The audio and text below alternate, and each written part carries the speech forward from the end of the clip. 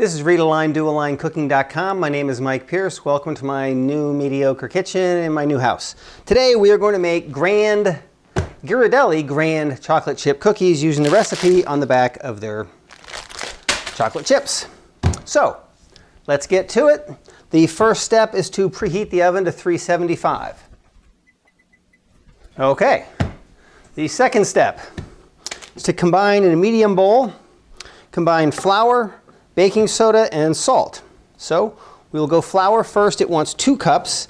I'm using 2 different kinds of flour. One is gluten-free and one is regular. It just calls for regular flour. That was the gluten-free all-purpose flour. Now we're going to use just regular all-purpose flour. Okay, next it would be baking soda. And for baking soda, it wants 1/2 of a teaspoon. And then salt is also 1/2 of a teaspoon. I usually do it over something else in case I spill.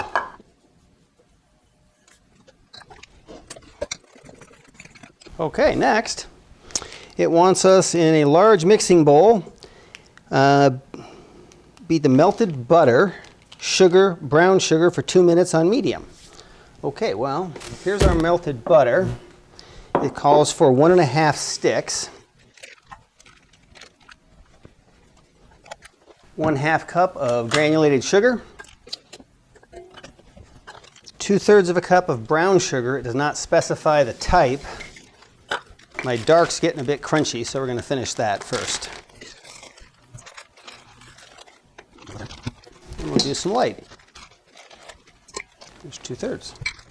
Okay, let's see, melted butter, sugar, and brown sugar for 2 minutes on medium.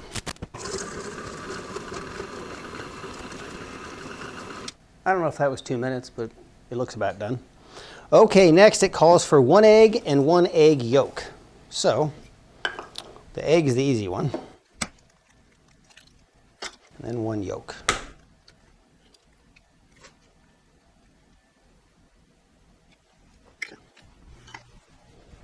And then some vanilla, and it wants 1½ teaspoons of vanilla extract. There's 1.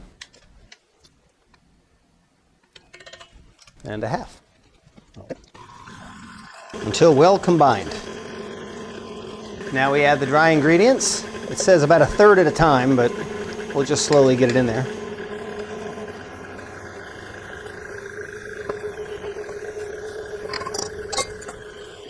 And finally, it wants us to fold in the chocolate chips. Very good.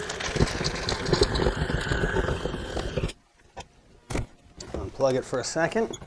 Get everything off the beater, and then we'll do it again. When it gets all over the beater, you're not really sure if it's combining very well. Okay, let's try this again. Let's plug it in. I think we're good. Let's pull it off the beater again, and hopefully the oven will be preheated by then.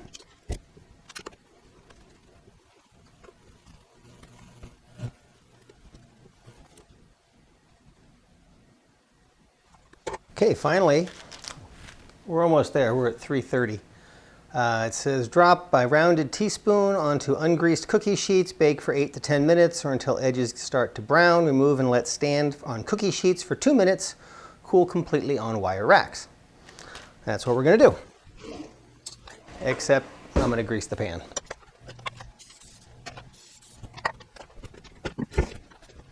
Usually get about 9 per sheet.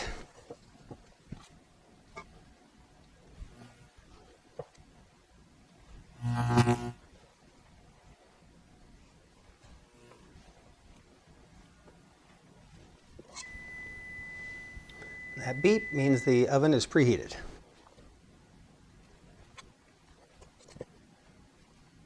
Okay, let's put our first batch in. It says 8 to 10 minutes. Probably set the timer for 8 and then take a quick look.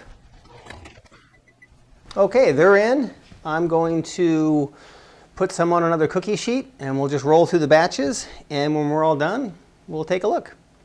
I'll be right back. Welcome back. It's been at 8 minutes. It wasn't quite ready. It's probably been closer to 9. So let's take them out.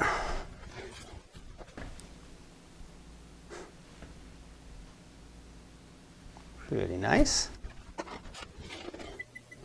I'll let those cool a couple minutes on the baking sheet, and then I'll throw them on the wire rack to finish cooling.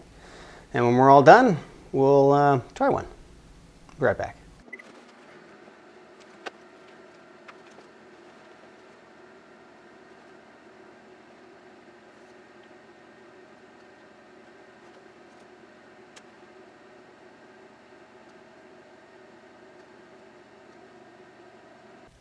Welcome back. We're just about done with the fourth batch. The fourth batch was kind of small. I only made 5 cookies in it.